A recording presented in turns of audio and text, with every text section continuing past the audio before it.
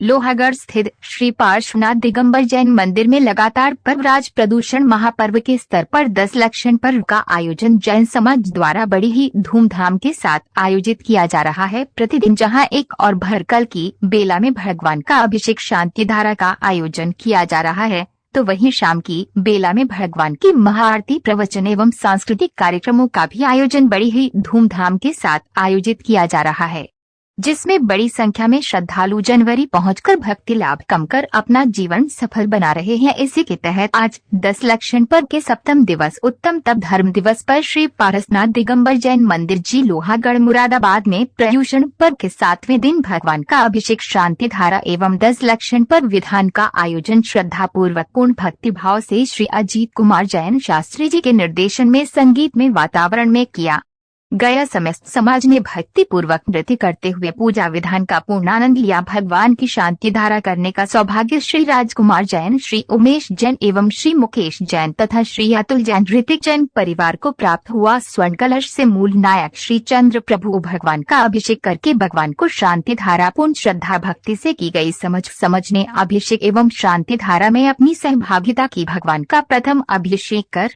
कलसन से करने का सौभाग्य श्री सुभाष जैन, श्री आकाश जैन, श्री अमन जैन एवं चिरंजीवी नमन जैन को प्राप्त हुआ। सभी ने प्रफुल्लित मन से अभिषेक किया। अभिषेक एवं शांति धारा से प्राप्त गांधोड़ को प्राप्त कर स्वयं को सौभाग्यशाली माना और मंत्र उच्चारण करते हुए सभी धार्मिक अनुष्ठानों की क्रिया सफल की गई। सायंकाल श्री पारसनाथ दिगंबर जैन मंदिर में भगवान के संगीत से परिपूर्ण आरती की गई। आरती के पश्चात भक्तांबर दीप आराधना 48 दीपों द्वारा मंत्र उच्चारण के साथ की गई। पंडित श्री अजीत जैन शास्त्री जी द्वारा शस्त्र प्राविधिक वचन के माध्यम से उत्तम तप धर्म को विस्तृत व्याख्या की गई। विषय कथाओं का त्याग करके संयम धारण करना ही तप धर्म है। तप करके ही मोक्ष मार्ग पर चलना संभव है। तप धर्म के प्रकार और धर्म अनुसार आचरण का महत्व बताया गया। शास्त्र प्रवचन के पश्चात शास्त्र आधारित प्रश्न मंच का आयोजन किया गया तथा मंदिर के समय से आने वाले श्रद्धालुओं के मध्य लकी ड्राइविंग निकल गए। सभी प्रतिभागियों को पुरस्कृत किया गया। सांस्कृतिक कार्यक्रमों का आरंभ मंगलवार चरण के माध्यम से किया गया। सारेगामापा अंताक्षरी प्रतियोगिता का आयोजन टीमें बनाकर किया गया। भजन राउंड, प्रश्न राउंड इत्यादि करते हुए विजेता टीम का चयन किया गया। कार्यक्रम के प्रतियोगियों को श्री दीपक जैन एवं श्री चंचल जैन परिवार की ओर से पुरस्कृत किया गया। मंच संचालन श्री कमल जैन एडवोकेट द्वारा किया गया। अध्यक्ष दिगंबर जैन समाज मुरादाबाद श्री अनिल कुमार जैन, उपाध्यक्ष श्री राजीव जैन, मंत्री श्री अरविंद जैन, उप मंत्री श्री समीर जैन, कोषाध्यक्ष श्री दीपक जैन, श्री अनुज जैन, उनकी श्री मैरी जैन, श्री नितिन जैन तथा महिला जैन समाज अध्यक्ष श्रीमती नीलम जैन, श्रीमती शिखा जैन, उप मंत्री श्रीमती ऋतु जैन, उपाध्यक्ष श्रीमती शोभा जैन, श्रीमती अमृता जैन, श्रीमती सरिता जैन, श्रीमती शेफाली जैन, श्रीमती पारुल जैन, श्रीमती शिवानी जैन इत्यादि के उपस्थित।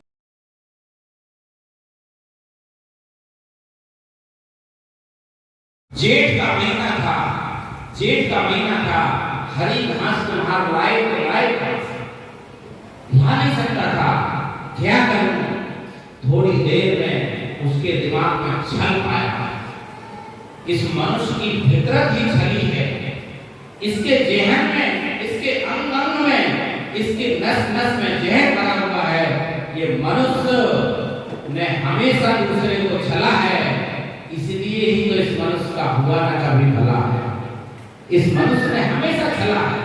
इसके सामने जब भी परेशानी आती है, ये छल छिद्र के उपाय खोजता है। जैन धर्म के कहे हुए उपायों पर ये चलना पसंद नहीं करता है, बल्कि छल के उपायों का सहारा लेना चालू करता है। और उस कुम्हार ने भी छल का सहारा लिया।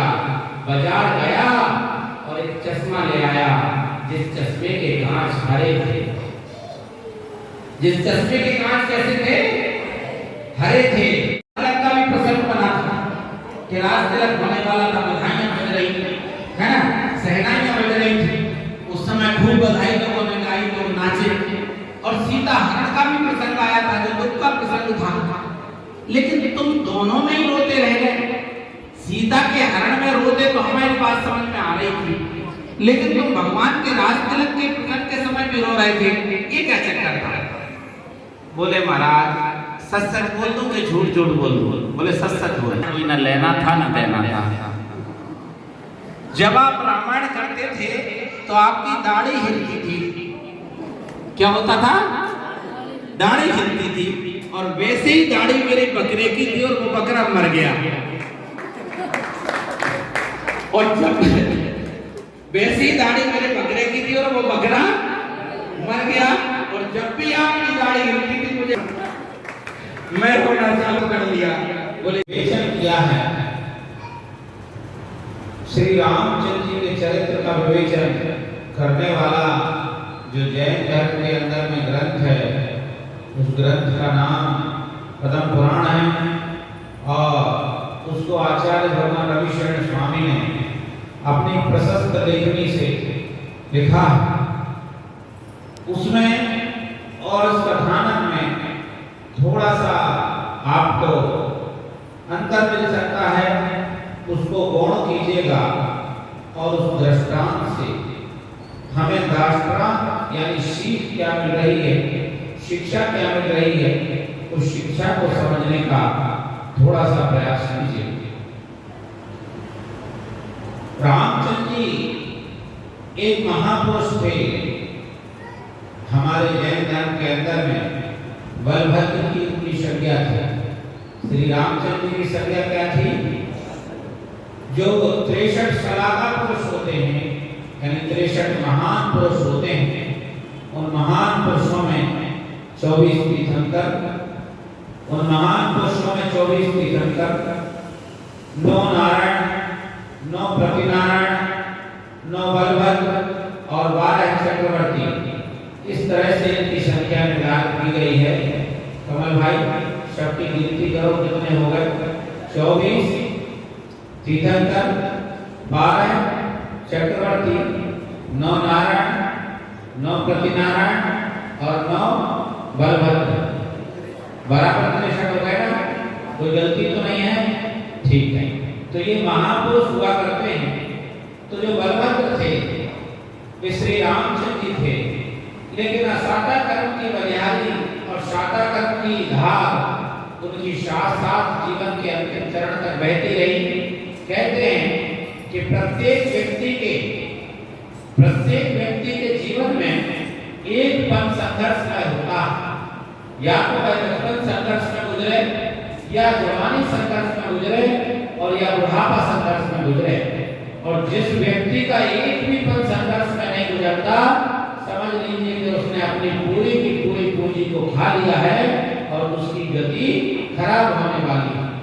एक पल कम से कम संघर्ष में गुजरने से व्यक्ति के अंदर में जो जमीन से जुड़े रहने की क्षमता पैदा होती है, और धर्म और पाप, पुण्य और पाप के बीच की जो रास्ता है उसका वो अन्वेषण कर पाता है, उसको भली प्रकार से वो समझ पाता है।